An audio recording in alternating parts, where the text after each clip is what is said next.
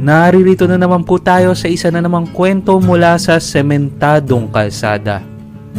Kung magugustuhan nyo ang ating kwento ngayon, huwag kalimutan ang mag-subscribe, like, and share at mag-notify para sa mga bagong kwento. Atin na pong simulan.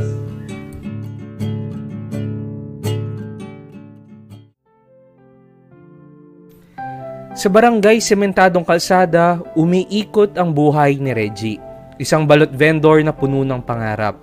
Araw-araw, mahinang pumapadyak si Reggie sa kanyang bisikleta, dala ang kanyang mga binibentang balot. "Balot, Penoy, bili na kayo!" Ang mariing sigaw niya habang umiikot sa kada kalye. "Bagong luto, mainit at masarap, bili na kayo!" Masigla niyang sambit sa mga naglalakad at nadungaw sa kanilang mga bahay. Sa bawat balot